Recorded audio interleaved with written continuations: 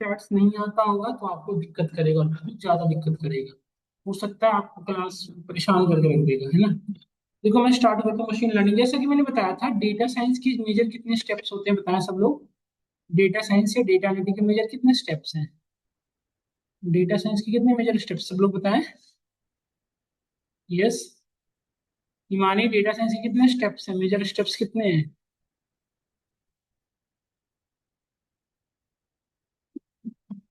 आप बताओ सागर, data science के मेजर स्टेप्स कितने हैं? चार। चार, कौन कौन से? पहला डिस्क्रिप्टिव, पहले डेटा को गैदर करना, फिर उस डेटा को अपने अकॉर्डिंग डेटा ट्रेनिंग आते हो, डायग्नोसिस एनालिसिस कर सकते हो। डिस्क्रिप्टिव इसके बाद हम करते थे प्रिस्क्रिप्टिव। होप करता हूँ इतना आपका प्री रिक्विजिट होगा, इतना आप पढ़ के आए हैं।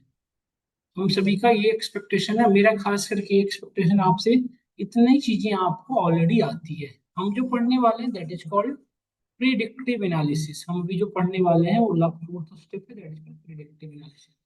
प्रिडिक्टिव एनालिसिस में हम यूज करते हैं मशीन लर्निंग और डीप लर्निंग कॉन्सेप्ट। जैसे आप डिस्क्रिप्टिव डायग्नोसिस एनालिसिस में आपने क्या यूज किया था, स्टैटिस्टिक्स। तो प्रिडिक्टिव एनालिसिस क्या है? यदि हम आपसे बात करें कि what is the predictive analysis, तो क्या हम में से क्या आंसर होना चाहिए बताओ। What is the predictive analysis?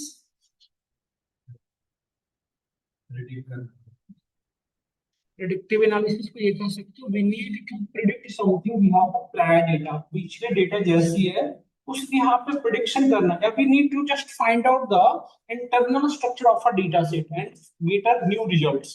तो जैसे होता है ना, जैसे हम हमारे घरों में या आप सभी के घर में होता होगा कि पिछले जैसे जो सीनियर सिटीजन्स होते हैं वो मौसम देखकर और बादल की वो देखकर बता देते हैं कि बारिश होने वाली है या नहीं है, या आज का दिन कैसा रहेगा।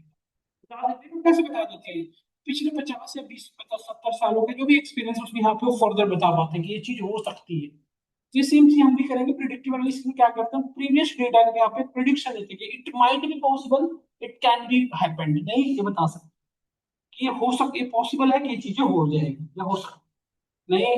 तो आप इतना पीछे बैठ जाए, कोई दिक्कत है? कोविड में भी थोड़ी है, मुझे दिक्कत है, आगे आ रही है, ये क्या है, बट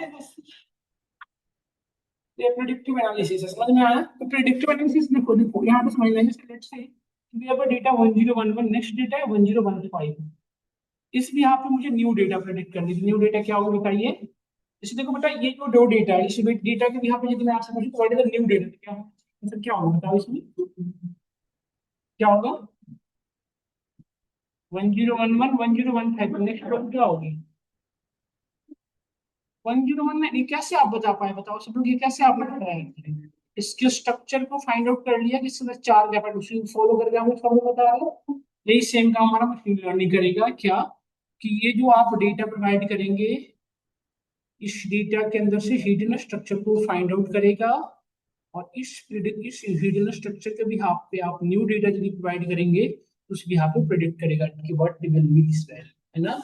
ये काम करेगा हमारा कौन, मशीन लर्निंग। यही हमें पढ़ना है। तो ये कैसी डेटा होनी चाहिए? मशीन लर्निंग जो है एल्गोरिथम्स है, मैथमेटिकल कॉन्सेप्ट है, ये उसी डेटा हो। मतलब मैं क्लीन, पहले हमें थर्ड, दो दो स्टेप्स थे, मतलब ये दो स्टेप्स के बाद ही थर्ड स्टेप हो सकता है। देखो ये दो स्टेप्स के बाद हम सीधा प्रिस्क्रिप्टिव ना करके प्रिडिक्टिव कर सकते हैं, ये हमारे लिए ऑप्शन, ये हमें जरूरी नहीं है ना। बट ये इसके बिना जब तक डेटा क्लीन नहीं है हम मशीन लर्निंग एल्गोरिथम्स नहीं लगा सकते। समझ में आ गया हमें? क्या हमारी ऑब्जेक्टिव क्लियर है, हम पढ़ना क्या चाह रहे हैं, पढ़ाएंगे क्या, हमें क्या पढ़ने क्लियर हुआ या नहीं हुआ? हुआ मिस्टर?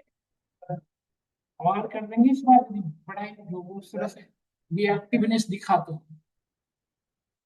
बिल्कुल एक्टिव होकर पढ़ना है हमें, एक्टिव रहना है, ठीक है। तो हमने क्लियरिफाई हमें कर दिया हमने कि हम क्यों पढ़ रहे हैं और क्या इसका प्रोस्पेक्टिव है, क्या पर्पस है हमारा, क्या पर्पस है बताइए।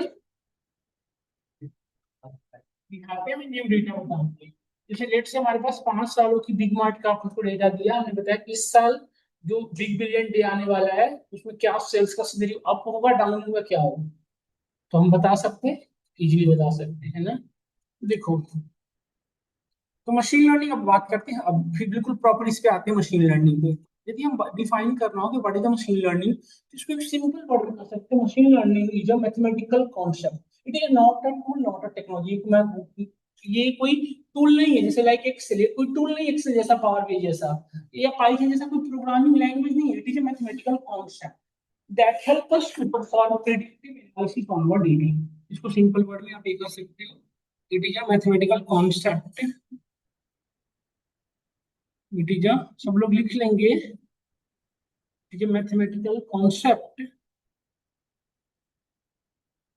mathematical concept that help us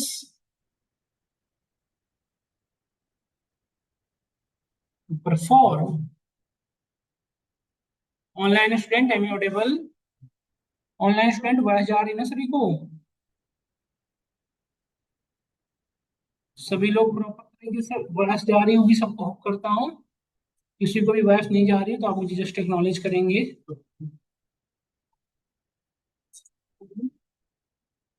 predictive analysis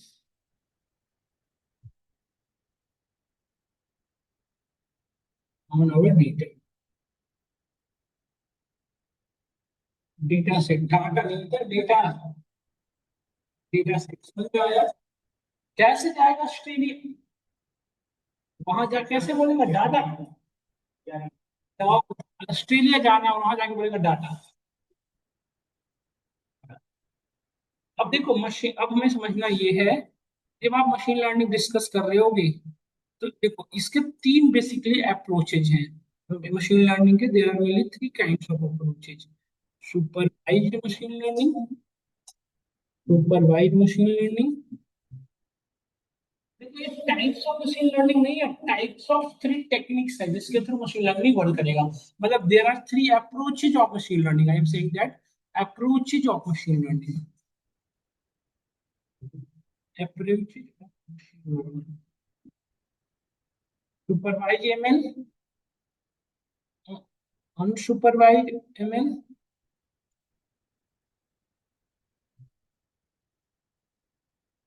और third one is the reinforcement learning, first second third, reinforcement learning.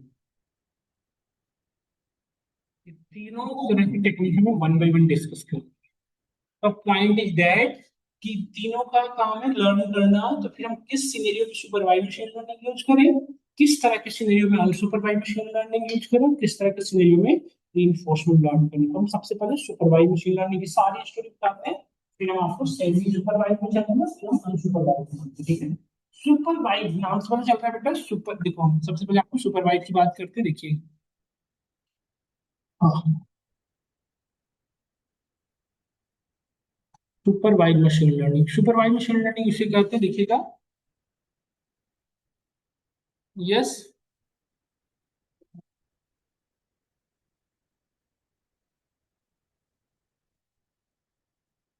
अभी तक तो बेटा बहुत सी निकल गया आपका ना। देखिए अब थोड़ा सा डेफिनेशन में पहले समझाया था मशीन लर्निंग, देखो हम जो पढ़ने वाले हैं, we are discussing about predictive analysis, है ना। ये प्रिडिक्टिव एनालिसिस को परफॉर्म करने के लिए हमारी एमएल यूज होता है, मशीन लर्निंग। रिकॉर्डिंग से देख लेंगे बेटा, वैसे तो एमएल क्या है ये बताया था। मशीन लर्निंग एक मैथमेटिकल कॉन्सेप्ट है जो आपको प्रिडिक्टिव एनालिसिस परफॉर्म करने में हेल्प करती है। इसके तीन अप्रोचेज हैं, supervise machine learning, unsupervise machine learning और रीइंफोर्समेंट लर्निंग। इसके तीन टेक्निक है जिससे हमें पढ़नी है। अभी हम जो पढ़ने वाले हैं, सबसे पहले we are discussing about supervise machine learning. Supervise machine learning किसे कहते हैं, या सुपरवाइज मशीन लर्निंग में किस तरह के डेटा का यूज करेंगे, देखिए ध्यान से।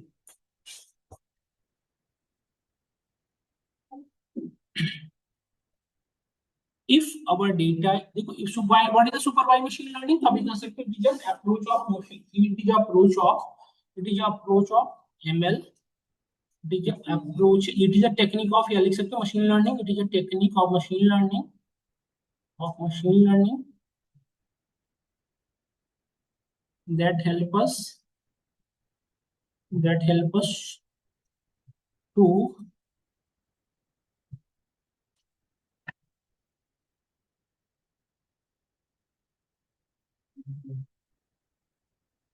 that that help us लिखिए, that predict, that predict on labeled data. Which type of data? Labeled data. जब लेबल डेटा हो उस पर प्रेडिक्ट करता है, प्रेडिक्ट ऑन लेबल। अब लेबल डेटा क्या हो, it is a technical information that predict on labelled data. ये प्रेडिक्ट करेगा कैसी डेटा पे? On labelled. लेबल्ड डेटा किसे कहते हैं प्रकाश भैया? लेबल डेटा किसे कहते हैं, हम इसे को एक्सप्लेन करें। लेबल डेटा किसे कहते हैं?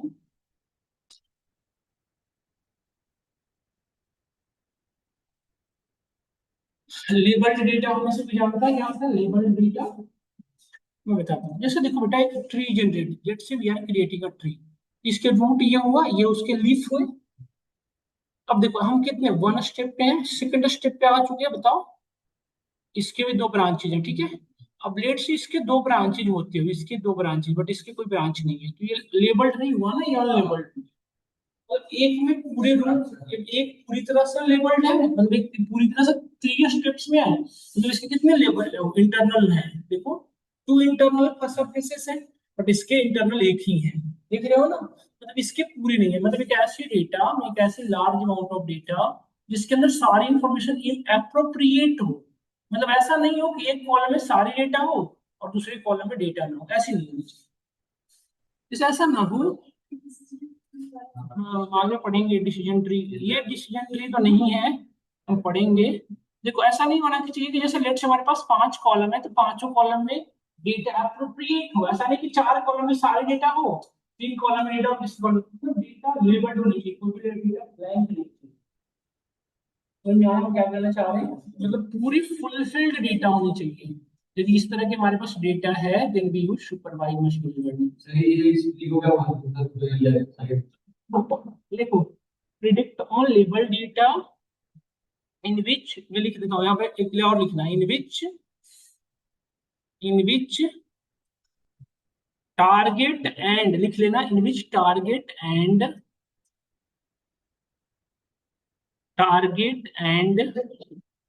Feature both are available.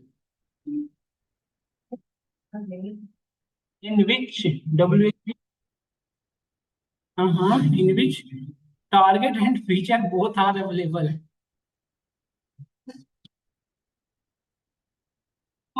बिल्कुल भेज दूंगा, आपको परेशान हो, ये नोट्स भेज दूंगा। बोथ आर अवेलेबल, जिसमें टारगेट और फीचर दोनों अवेलेबल हो उसको क्या कहते हैं?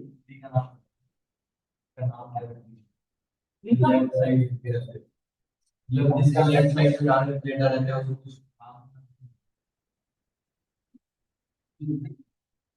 ये समझ में आया? ऐसी डेटा जिसमें, मतलब ये समझ में आया। अब मैं पॉइंट एक और ऐड किया हूँ, देखो क्या ऐड किया हूँ, जिसमें टारगेट और फीचर दोनों available. In which of target and feature both are available. अब टारगेट क्या होता है, अब फीचर्स क्या होता है, इसमें समझना पड़ेगा। मैंने कभी नहीं बताया कि आप सुपरवाइज्ड मशीन लर्निंग तब यूज करोगे जब आपके पास जो डेटा हो, पहला कंडीशन क्या है, लेबल्ड होना चाहिए, दूसरा कंडीशन क्या है, फीचर एंड टारगेट दो। लेबल्ड तो समझ में आ गया होगा, फीचर और टारगेट क्या होता है समझाता हूँ। जैसे लेट्स बेटा, हमारे पास जो डेटा थी कुछ ऐसा था, ध्यान से देखिएगा।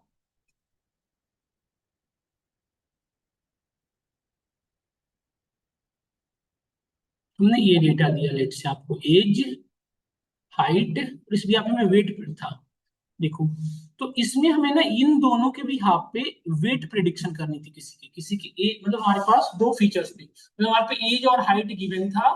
और स्टार्टिंग में हर एक का एज, जैसे लेट से कि किसी का एज 20 ईयर्स था, हाइट 5 फीट थी, वेट 70 केजी था। किसी का एज 25 था, वेट 6 केजी था, 6 फुट था, उसका वेट 65 था।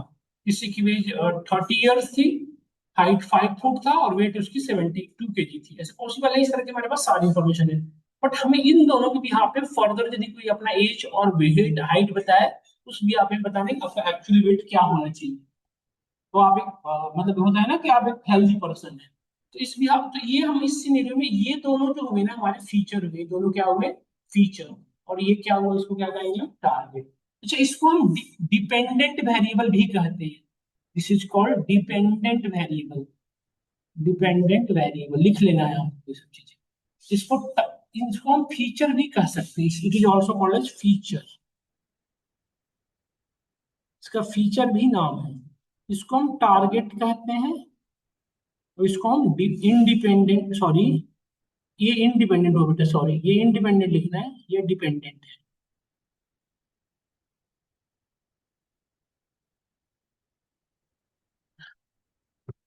ये हमारा डिपेंडेंट हुआ, ये इंडिपेंडेंट नहीं है, टारगेट जो है ना डिपेंडेंट, क्योंकि ये दोनों है ना, एज और हाइट कुछ भी हो सकता है, बट एज और हाइट के अकॉर्डिंग वेट बहुत डिपेंड है ना। तो ये दो चीजें समझ में आई। ये दोनों चीजें यदि अवेलेबल होगा तभी हम यूज कर सकते हैं सुपरवाइज मशीन लर्निंग। क्या क्लेरिफाई हुआ हम सभी को? अब सुपरवाइज मशीन लर्निंग के दो टेक्निक्स हैं, regression and classification.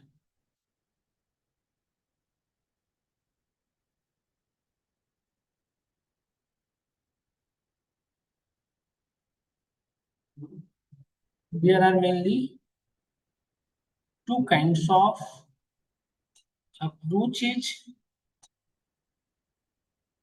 of supervised ML। ये सब प्रैक्टिकल करेंगे आज, थ्योरेटिकली आज है बस। First one is the regression, REGRESSION होता है regression, and second one is the classification.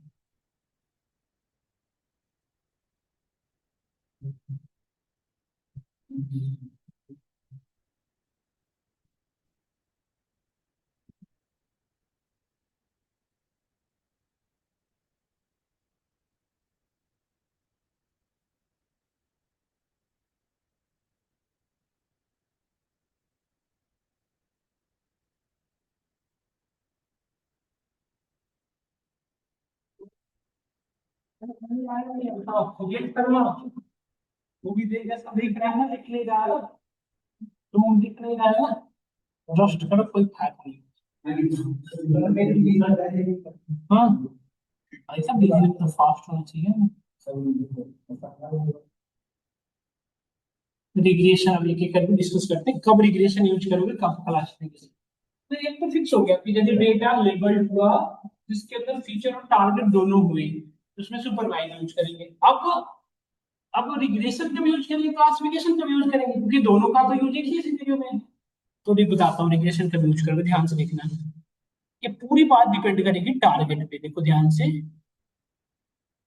इस तरह से हमारे पास मल्टीपल फीचर्स थे, लेट से हमारे पास feature F1, feature F2, feature F3, feature F4 भी हमारा टारगेट था, ठीक है। तो ध्यान से देखना, यदि if our target is categorical, if our target is categorical, then we use classification.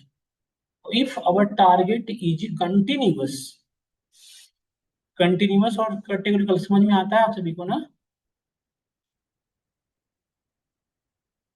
Categorical और कंटीन्यूअस में क्या डिफरेंस होता है, हमें समझो।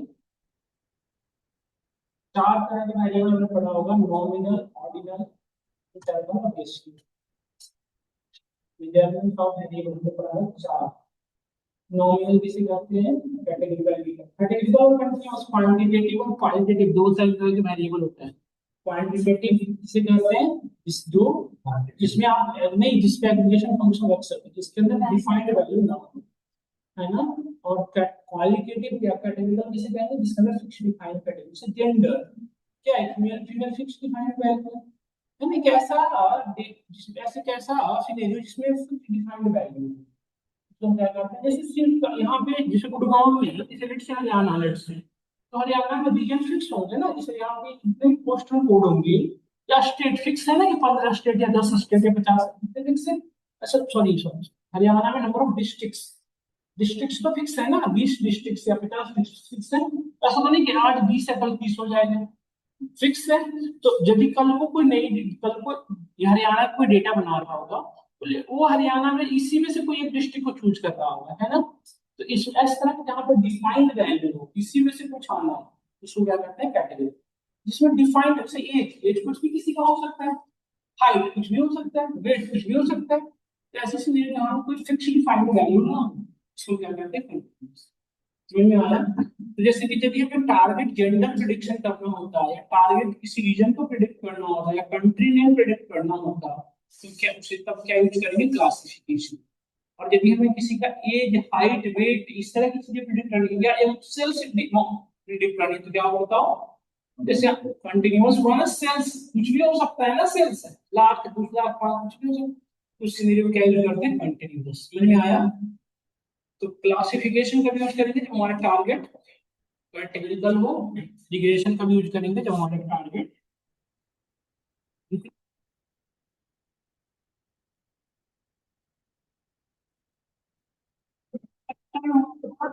या तो फ्रॉड, या तो नहीं हुआ फ्रॉड डिटेक्शन, क्या हुआ या तो यस या तो नो, कैटेगरिकल हुआ ना, तो उसमें हम यूज करेंगे क्लासिफिकेशन।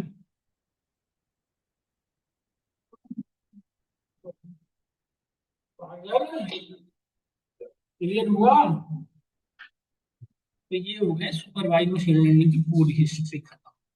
अब हम चलते हैं, अब ये थ्योरेटिकल है, इन सबको भी पढ़ना पड़ेगा। अब रिग्रेशन कौन कौन से होते हैं, रिग्रेशन मल्टीपल हम पढ़ेंगे, simple linear regression, multi linear regression, rich and loss हो, फिर हम पढ़ेंगे रैंडम फॉरेस्ट रिग्रेसर, फिर हम पढ़ेंगे नेव बायस रिग्रेसर, फिर केनियन रिग्रेसर, एक्सट्रीब्यूश रिग्रेसर, मल्टीपल। इस तरह से क्लास में लिख देता हूँ कुछ का नेम, शायद आपको याद रहेगा। रिग्रेशन और क्लासिफिकेशन कौन कौन से पढ़ेंगे मैं लिख देता हूँ। अरे किसी को ऐसा तो नहीं लगा चल क्या रहा है, मुझे तो कुछ पता ही नहीं चल रहा, ऐसा तो किसी को नहीं लग रहा? सबको लग रहा है ना कि हाँ ठीक है। क्या चंदन? चंदन कह रहा है मेरे से क्यों पूछ रहे हो सर, मैं तो part, I am not part of this class, simple linear regression.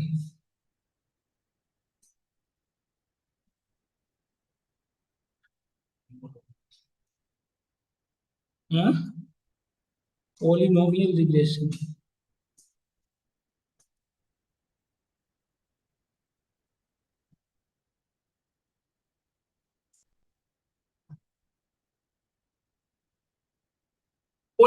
Polynomial.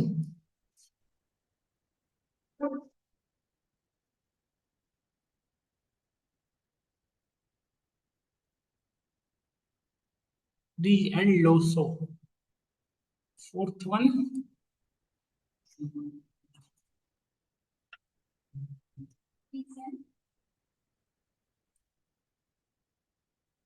क्या कर रही हो? कहाँ पे? Ridge and lasso.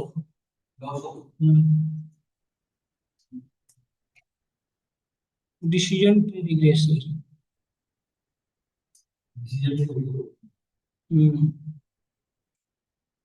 एक्सट्रीब्यूश रिग्रेसर,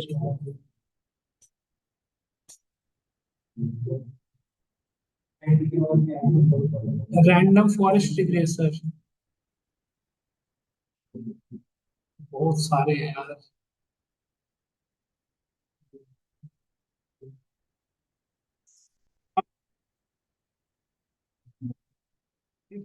लिखा ना बेटा, वो याद भूल गए। Random regressor, random forest.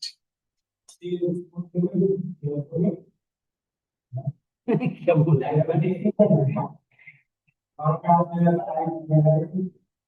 Random forest.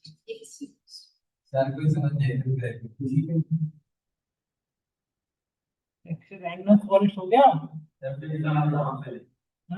XD boost, X जी।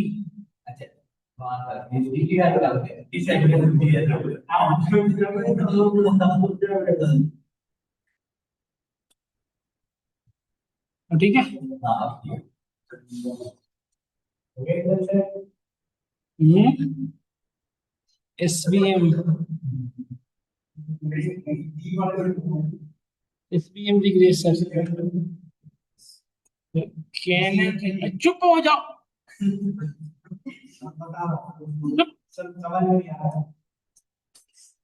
Cannon regressor, K nearest neighbour, naive Bayes regressor.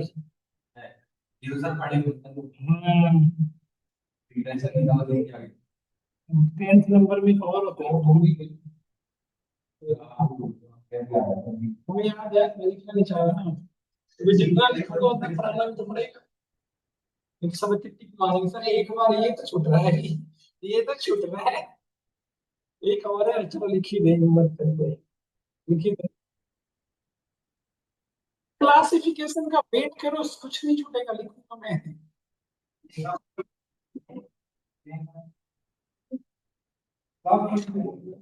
XC boost जैसा एक और होता है, बता रहा हूँ, लास्ट वाला मैं कोई सोच रहा हूँ। एक्सी बूस्ट जैसा एक और होता है, एडा बूस्ट। एडा बूस्ट, अरे नाइन नाइन क्या कर रहे हो? देख रहे हो ना, नाइन नाइन।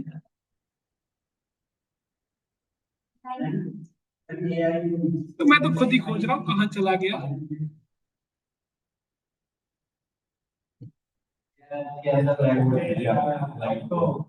लो दिख गया ना। और थोड़ा समझ लेंगे, लेवल पर एडा बूस्ट दिख रहे सर। एडा बूस्ट है, ये 10 हुए हैं, बट आपको जिद मत करना यार कि 10 के सर बड़ा लिखवाया था तो 10 पे पढ़ाओ, है ना। इसीलिए मैं लिख नहीं रहा था, मुझे पता था।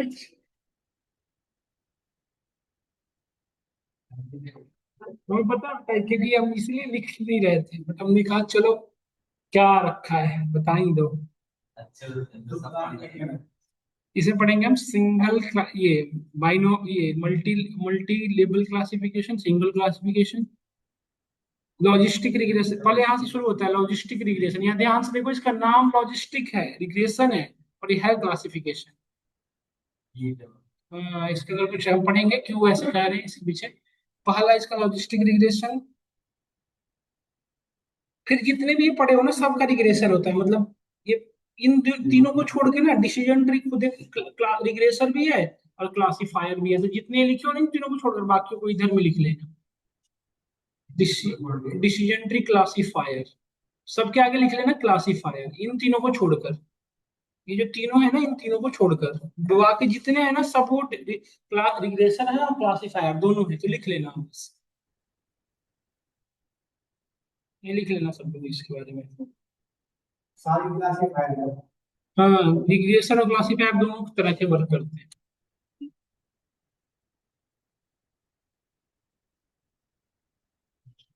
हाँ क्या कर रहे हो? सभी लिख लेना, डिसीजन ट्री रिग्रेशन, एक्सीबुश नहीं sorry, decision tree classifier, XGBoost classifier, random forest classifier, SVM classifier, मैं लिख दूं क्या? तो मैं तो सिर्फ लिख दिया कि इनको थोड़ी।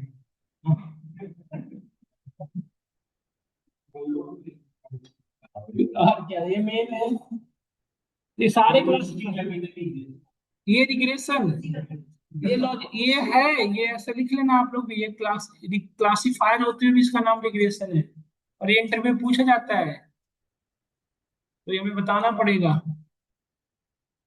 यही पूछ रही थी ना कनिका, ये है या बेटा, ये इंपॉर्टेंट डेटा टाइप है।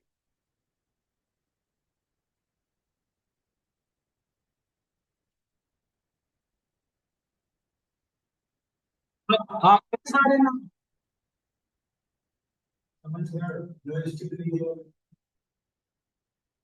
भाई, decision tree, decision tree classifier सबका लिखते चले जाओ ना, बोला तो अब अलग से नाम लिखते चले जाओ क्या सबका, ये बात होती है।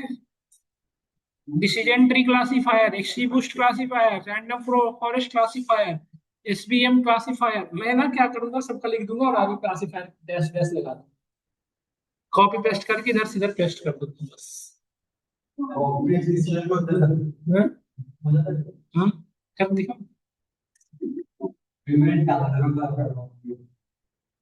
देखो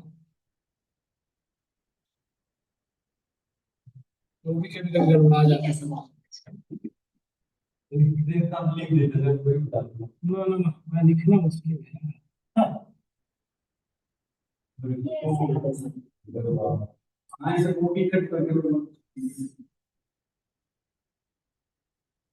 अब देखो जहां चाहिए हम पेस्ट कर देंगे इसको। ये लो।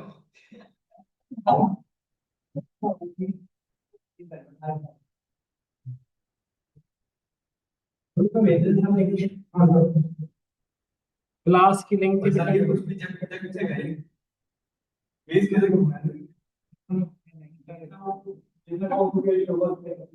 देखिए हो क्या रहा है, वो नहीं रहा। आप समझ रहे हो ना यार, आप लोग को समझना है। बस है ना। तो ये हमने आपको एग्जांपल दे दिए रिग्रेशन क्लासिफायर के, तो हम जो पढ़ने वाले हैं अब, ये उधर उधर और कर दिया, 1 2 3 4 को इधर उधर कर दिया। जो थोड़े सही थे वो भी गड़बड़ हो गए। एक तो मैं थोड़ा सही से लिखा था, इतने मेहनत करके इतने दिनों बाद, ये सबमिट ना जाए। चलिए ठीक है ना। मैं भेजना चाह रहा था, भेज क्या भेजूंगा। 8 के बाद 10 दिख रहा है, 10 के बाद 9 दिख रहा है। नहीं अब ठीक हो गया लगभग। ले भाई दीपक।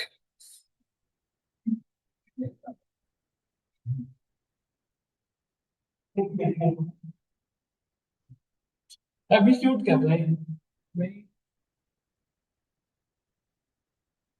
तुम दोनों चुप हो जाओ अब बिल्कुल।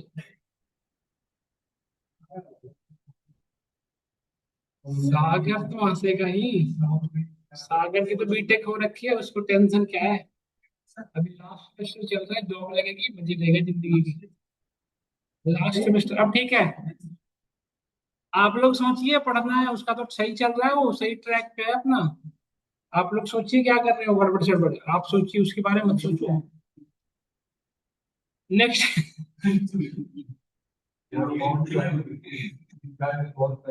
नेक्स्ट हम पढ़ रहे हैं unsupervised machine learning.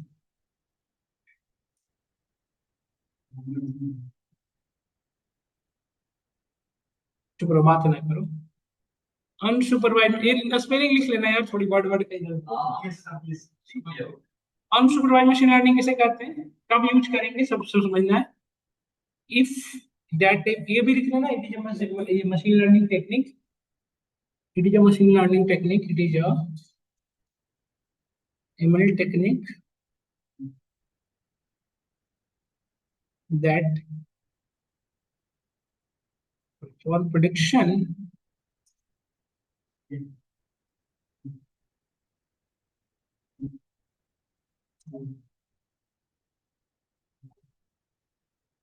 on label data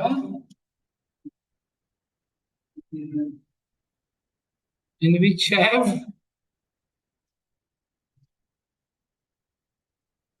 only feature are available.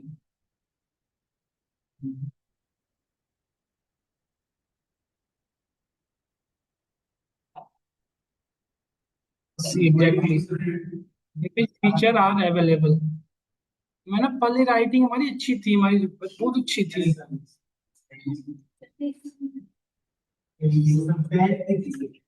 हमारे जो सर 6 7 हमारे सर कहा करते थे, राइटिंग में ऐसे सब बहुत चीज पक रहे हैं। हाँ?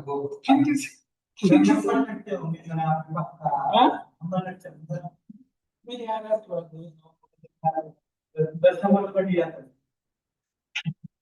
कैसे ऐसी बात है ना। हमारे हमारा दोस्त पढ़ता था, गए like वहाँ वो चेक कर रहे जेईमेंस के पेपर देने के बाद, बीटेक हमारा भी शुरू होने से पहले, जब आप जेईमेंस देते थे अपना रिजल्ट चेक करते हो ना, तो हम दो दोस्त थे। हम और हमारा दोस्त ने पढ़ने की सारी व्यवस्था कर रखा था। मतलब घर कोटा में हम लोग रहते थे बेसिकली, तो उसने टेबल चेयर लैम्प, मतलब पढ़ने की जितनी फॉर्मेलिटी होती है ना, लाइट जो लगा रखा था एलईडी, वो उस समय सीएफएल चलता था, उसने एलईडी कर रखा था कि नहीं आंखों पे जोर ना पड़े, चश्मे ये पढ़ने की सारी फॉर्मेलिटी, बस पढ़ता नहीं था। कोई अंदर रूम में एंटर करे ना तो ऐसा लगेगा लाइब्रेरी है रविंद्रनाथ टैगोर की। बड़ी बड़ी स्पीच का वो लगा रखा था, जेई मेंस का पूरा ऐसा टारगेट वो बड़ा सा लिख के कि जेई मेंस टारगेट बनाना है इसी पे। तो हम तो भयभीत थे, इतने बड़े भयंकर भाई साहब मेरे साथ जा रहे हैं, इनके साथ चेक करने लायक है नहीं है। तो उसका देखे कहा कि इसके बाद भी खुद काउंट कर लो, थाउजेंड में मैं काउंट नहीं कर पा रहा। रैंक कितना भी बड़ी डाला है। हाँ, फिर उसने कहा यार तुम देख लो, अब मैं इतने बड़े अच्छे लोग जिनकी पूरी तरह से डेकोरेटेड है, उनके बाद हमारी तो डिप्रेशन से पूरी हालत खराब, अब मैं चेक कर रहे रहने दूं। लेकिन भगवान के पास अच्छा कर गया कि फिर हमें एनआईटी मिल गया फाइनली। पता है लड़कों को NIT में क्या क्या रहेगा इसमें, हाँ, क्या रहेगा वो बताओ क्या बताएगा। सर ये जो फीचर होते हैं इंडिपेंडेंट वेरिएबल देखो अब बातें करते हैं, जेई मेन से पास होना भी ना बड़ी बात होती है। इतनी बड़ी बात नहीं है, 15 लाख प्लस एग्जाम देते हैं। हाँ। और नहीं, एडवांस में बैठा नहीं, नहीं तो वो तो जाता है यार। अब अनसुपरवाइज्ड मशीन लर्निंग की बात करते हैं। बात करते हैं यार, थोड़ी देर में बाहर चले जाते हैं क्लास में, थोड़ा दिक्कत होती है। विवेक को क्लास में बैठाने लायक नहीं, ये पढ़ता है नहीं, से बाहर रखो क्लास में। मैं चुप हो रहा था। देखो यहाँ पे इन विच हैव देखो बेटा, ना कुछ कुछ बुक्स में एक गड़बड़ लिख देते हैं, अनलेबल्ड। यदि डेटा अनलेबल्ड हुआ तो फिर कैसे वर्क करेगा? तो कहीं की बुक में ना लिखे रहेंगे तो उसको ना आप भी ऐसे रेड लाइन से क्रॉस कर देना कि गलत लिखा। या आपके किसी इंटरव्यू में पूछे ना तो ये बताना है लेबल्ड डेटा ही होगा, चाहे वो सुपरवाइज हो या अनसुपरवाइज हो, डेटा कैसा होना चाहिए, लेबल्ड। तभी ये वर्क कर पाएगा बेटा, नहीं तो नहीं कर पाएगा। अब मैं बताया कि मैंने क्या कहा कि इसमें फीचर अवेलेबल होगा, टारगेट अवेलेबल नहीं होगा ही ना। तो फिर टारगेट नहीं होगा तो हम क्यों वर्क कर रहे हैं? तो टारगेट हम खुद से डिसाइड करते हैं, हम अपने डेटा का भी यहाँ पे टारगेट खुद से डिसाइड करते हैं कि हमें करना क्या है। जैसे देखो बेटा, आप ध्यान से सुनना, देखो मैंने आपको दिया एक data, age, height, weight, gender, और एक इन्होंने क्या आइटम परचेज किया, वो आइटम का नेम, ये हमने परचेज किया। एक सेल्स की डेटा थी जिसमें हमारे पास एक पूरी की पूरी इंफॉर्मेशन ऐसे स्टोर्ड थी। क्या आप ये देख पा रहे, सब लोग देख पा रहे हैं ना? समझ में आया? ये डेटा थी। अब इसमें इस डेटा पे आपने लर्निंग करा, देखो इसमें सारी इंफॉर्मेशन फील्ड होनी चाहिए। अब आपने इस पे लर्निंग किया और खुद से टारगेट डिसाइड किया कि इसमें से क्या क्या टारगेट डिसाइड हो सकता है। जैसे कि क्या, हमने जैसे लोग आइटम के नेम से हमने ये फाइंड आउट कर सकते हैं ना कि किस एज ग्रुप के लोग कौन से आइटम को ज्यादा लाइक कर रहे हैं, कर सकते हैं ना। फिर हम ये फाइंड आउट कर सकते हैं कि ये यदि लोगों की एज और हाइट ये है, एज और वेट ये है, तो जनरली हाइट ये हो सकता, होना चाहिए, टारगेट ये भी हो सकता है हमारा। तो हम खुद से डिसाइड करते हैं। जैसे एक बहुत अच्छा एग्जांपल देता हूँ, हम जब लॉग इन आईडी बनाते हैं बेटा इमेजॉन पे, सब लोग याद करो, जब आप इमेजॉन पे क्रिएट अकाउंट करते हो तो पूरे इंटायर इंडिया के जितने भी लोग होंगे और जितने भी इंटायर वर्ल्ड, इमेजॉन तो पूरे वर्ल्ड में ओवरऑल चल ही रहा है लगभग लगभग, है ना? अमेजोन तो पूरी कंट्री ओवरऑल वर्ल्ड वाइड जब चलने लगा है, एमएनसी लेवल पे चल रहा है वो तो, है ना? तो अब होता क्या है कि अमेजोन ने सारे कस्टमर की डेटा रख रखा है, और उसने क्या कर रखा है, सेगमेंट बना रखा है, यहाँ पे देखो क्लस्टर बना रखा है कि ये इंडिया का है, ये अमेरिका का, ये अफ्रीका का, ये पाकिस्तान का, ये जर्मनी का। तो जिस पर्टिकुलर कंट्री में जिस टाइम में जो फेस्टिवल एग्जिस्ट करता है, उस पर्टिकुलर रीजन में जाके उस पर्टिकुलर को ऑफर प्रोवाइड कराते हैं, उसको अलग अलग वे में टारगेट करता है। और उधर से देखना, आप बिल्कुल नोटिस करना, हम अपने कंट्री में ही कोई फॉरेनर आस पास होगा तो आप अमेजोन में दीपावली के टाइम में, होली के टाइम में अमेजोन का कलर कितना चेंज हो जाता है, तो आप ही के जो उस होगा ना उसमें कोई इफेक्ट नहीं होगा। आप दिखाता रहता है ना फेस्टिवल के सारे वो दिखाता रहता है कि ये सारे आइटम्स हैं, होली में पिचकारी वगैरह आपको कलर वगैरह शो करने लग जाता है, बट आपके अंदर अदर कम्युनिटी वालों को देखना नहीं शो करता। उसने टारगेट कर रखा है रीजन वाइज कि इस रीजन के इस कम्युनिटी को ये, समझ में आया आपको मैं क्या कहना चाह रहा हूँ? तो इस तरह से टारगेट करता है अमेजोन भी। इसको कहते हैं क्लस्टरिंग करना, सेगमेंटेशन बनाना, मतलब मैंने ग्रुप बना दी कुछ लोगों अलग अलग। तो this is called unsupervised machine learning. इसमें क्या है,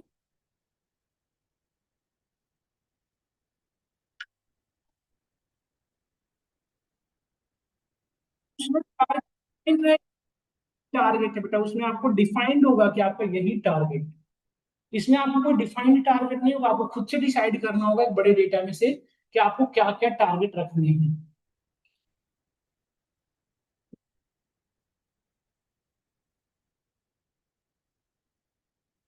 जैसे एक था, हमने आपको डेटा दिया जिसमें हमने बताया कि हमें सेल्स प्रिडिक्शन करनी है। जो सेल्स के पहले उसकी सारी इंफॉर्मेशन थी, ये आइटम, ये मंथ, ये सब डेटा था, जैसे बताता हूँ। इसे डेटा थी, इसमें हमने आपको बताया, लेट से हमने आपको डेटा प्रोवाइड किया जिसमें आइटम का नेम, आइटम का प्राइस, ऑर्डर डेट, किस महीने में ऑर्डर किया गया, किस पर्टिकुलर जेंडर वाले लोग इसे परचेज किए, इनका तो लोकेशन से किए हैं, रीजन और इनका कम्युनिटी क्या है, ठीक है, रिलीजन क्या है, इस तरह से हमने एक डेटा बनाया है। तो अब हमने कहा कि के बिहाव मुझे सेल्स प्रिडिक्शन करनी फिक्स है। तो अब यही प्रिडिक्ट करना है, तो आप क्या करेंगे, बाकी को फीचर बनाएंगे, टारगेट हो जाएगा आपका। बट मैंने कहा कि मुझे फीचर और टारगेट आपको खुद डिसाइड करना है। मैंने आपको दे दिया डेटा, तो इसमें टारगेट स्पेसिफाई नहीं है कि हमने आपको बताया कि आप इस डेटा से जितनी चीजें हो सकती है आप बताओ। तो उस केस में से हम क्या करें, उस केस में से क्या कौन सा पार्ट आ जाएगा, अनसुपरवाइज्ड मशीन लर्निंग, मतलब क्लस्टरिंग करना हो सकता है। इसमें डिसाइडेड नहीं रहेगा कि टारगेट क्या है, आपको खुद से डिसाइड करना है कि how many possible target are there in our data set. समझ में आया, this is called unsupervised machine. जैसे क्लस्टरिंग, डिस्क्रीटाइज, जैसे हमारे पास 50 कॉलम है, लेट से बहुत अच्छी एग्जांपल बताता हूँ। जैसे हमारे पास 50 कॉलम है, तो हमें खुद से डिसाइड करना होगा कि सारे कॉलम में से कौन कौन से कॉलम हमारे काम के, कौन से कॉलम हमारे काम के नहीं है। दैट इज कॉल्ड डिस्क्रीटाइजेशन, मतलब कुछ कॉलम को ड्रॉप कर देंगे, हमारे काम का नहीं। तो इस तरह की जो चीजें करते हैं, that is part of unsupervised machine learning. तो इसके एग्जांपल की यदि बात करें,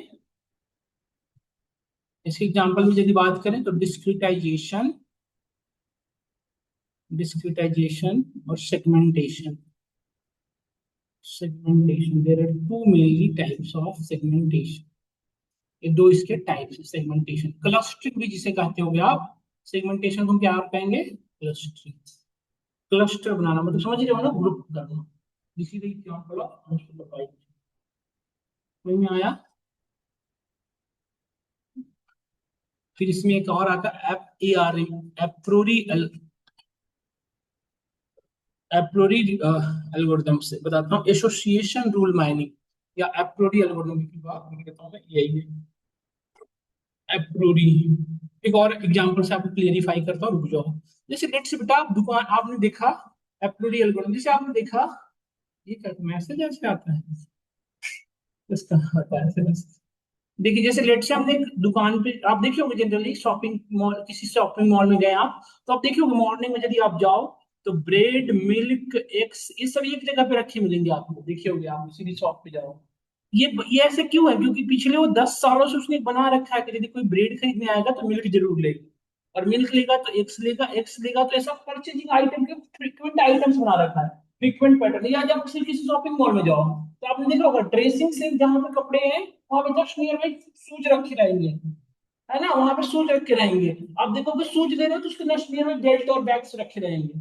तो क्लस्टर ऐसे इस तरह से पैटर्न बनाता है कि यदि कोई कस्टमर ये दोनों परचेज करे, इट माइट बी पॉसिबल कि ये दो आइटम परचेज करे।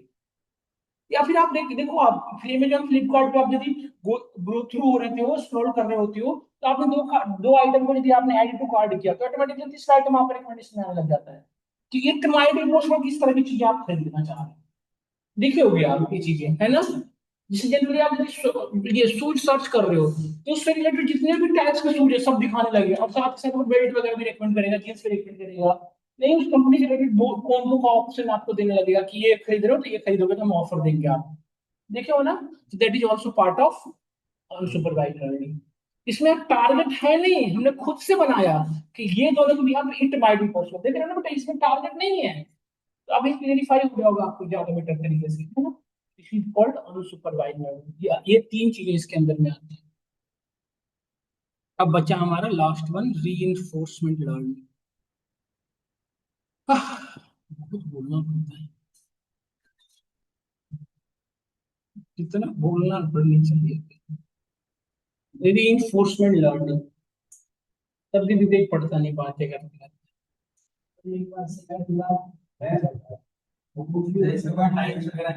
किसके नहीं, that type of it is a, sorry मैं क्या ही लिख रहा हूँ यार, it is a machine, it is a ML technique, it is a machine learning technique, ML technique। आप लोग प्रॉपर लिखना, एमएल मत लिखना, प्रॉपर एक सब डेफिनेशन लेना, क्योंकि फिर इंटरव्यू में भी एमएल एमएल बोलते रहोगे। Reinforcement learning is a machine learning techniques, ऐसे प्रॉपर लिख लेना। that it used, बहुत इंपॉर्टेंट है ये, it used for creating data and deciding own target. मतलब ना तो इसके पास डेटा होता है ना लेबल्ड अनलेबल्ड, मतलब कैसे भी डेटा नहीं होता है। It used, it used It used to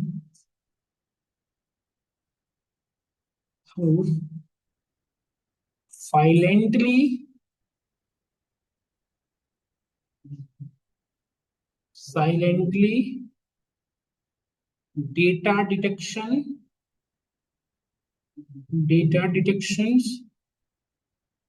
and prediction। Machine learning ये पढ़ रहे बच्चे, ये लग रहा है मच्छर के नाम सुन रहे कि करके अलग अलग। Data detection and target detection. Target detection, ये जो आज जितने सारी जो आपके सामने इन्वेंशन देख रहे हो ना, इसी का है। जैसे गूगल पे जनरली लोगों ने सर्च करते थे, बहुत अच्छा एग्जांपल देता हूँ रीइंफोर्समेंट लर्निंग का। आपके पास फोन हुआ करता था, अब किसी भी नए जगह पे जाते थे तो आप सर्च करते थे near by grocery store, near by restaurant, near by medical, मतलब फार्मा सेंटर। इस तरह से आपने सर्च करते थे, इसके बिहाफ पे गूगल ने साइलेंटली आपके डेटा को रीड किया और एक बहुत अच्छी चीजें निकाल के सामने लाया कि हमें एक ऐसी एप्लीकेशन डेवलप करने की नीड है जहां पे यूजर अपनी फूड को ऐड कर सके, ऑर्डर प्लेस कर सके, और हम उस लोकेशन पे ऑर्डर डिलीवर कराएंगे। ये ब्लिंकिट जेप तो इसी का इनिशिएशन है। गूगल ने साइलेंटली डेटा को रीड किया और रिकमेंडेशन दिया कि हमें कैसी एप्लीकेशन डेवलप करने की नीड है कि ऑफिस से जब घर पे चले जाते हैं लोग तो बाहर निकलना नहीं चाहते, तो उनको एक ऐसी चीजों की व्यवस्था करो तो घर बैठ के वो ऑर्डर कर सकें। भले उस पर 20 रुपया एक्स्ट्रा ऐड करो। तो जो उनके लिए सहूलियत हो गई जॉब से घर गए, और जो जॉब फ्री थे उनके लिए जॉब शुरू हुई। कहीं that is the part of reinforcement. आप जो भी सर्च कर रहे हो, जिस एज के लोग जो चीजें सर्च कर रहे हैं उस बिहाफ पे कैनलाइजेशन। रीइंफोर्समेंट लर्निंग में क्या होता है, साइलेंटली डेटा को रीड करते हैं, आपको पता भी नहीं है। अच्छा एक चीज और, ये साइलेंटली डेटा रीड करने का काम एक हमेशा ऐसा नहीं हो सकता कि गूगल सर्च इंजन ही कर रहा है। एक एजेंटिक भी बिठा रखे हैं आपके बीच में जो आपका डेटा को रीड करता है।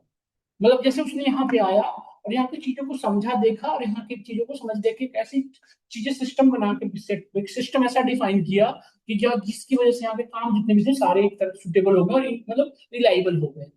जैसे लेट से किसी आप देखो, बहुत अच्छी एग्जाम्पल देता हूँ। जैसे आप पहले क्या होता था कि एक बहुत टिपिकल प्रोसीजर होता था। जैसे पहले आप लोगों में से कुछ लोगों ने यदि किसी कॉलेज वगैरह में एडमिशन लेते थे तो आप देखो पहले कॉलेज की होती थी ना, कॉलेज में जाके लिस्ट देखना पड़ता था हमें कि हमारा इस कट ऑफ के अंदर आया कि नाम नहीं आया।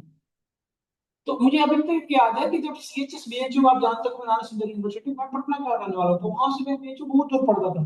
तो हम सिर्फ एक दिन इसलिए जाते थे कि लिस्ट में नाम है कि नहीं देखने। जैसे उसमें होता था एंट्रेंस एग्जाम्स, सेंट्रल एंट्रेंस को आप सब जानते होंगे, तो वहां पे एंट्रेंस एग्जाम होता था।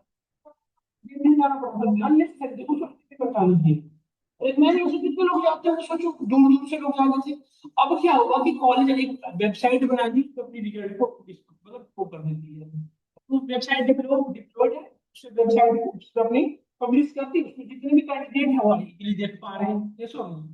तो ये सब चीजें जो है साइलेंटली डिटेक्ट कर ली जाती है। रिइंफोर्समेंट लर्निंग में क्या होता है, एक एजेंट जो है वो मैन्युअली गैदर करता है उस डेटा को, यहाँ को डिसाइड करता है कि व्हाट वी नीड या व्हाई वी नीड।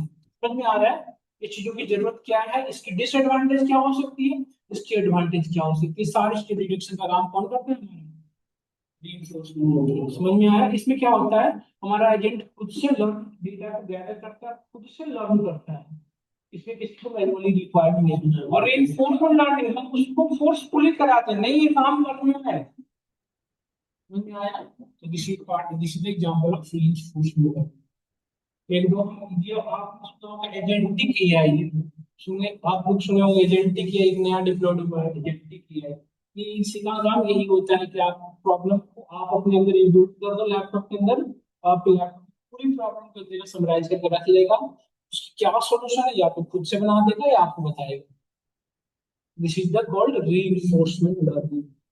तो हम पढ़ेंगे पहले सुपरवाइज और सुपरवाइज, पहले हम रिग्रेशन क्लासिफिकेशन पढ़ेंगे, है ना। तो कल की क्लास में रिग्रेशन शुरू करेंगे, तो कल आप कॉपी पेन लेके आएंगे, प्लस की प्रॉब्लम सॉल्व करेंगे, तो फिर आपको प्रैक्टिकल पार्ट करेंगे। कल मैथमेटिक्स यूज होगा, तो हम आपको पहले से बता दे रहे हैं, कैलकुलस थोड़ा सा पढ़ लीजिएगा, डिफरेंशिएशन तो नहीं है, उनकी पढ़ के आएंगे तो भी मैं करा दूंगा।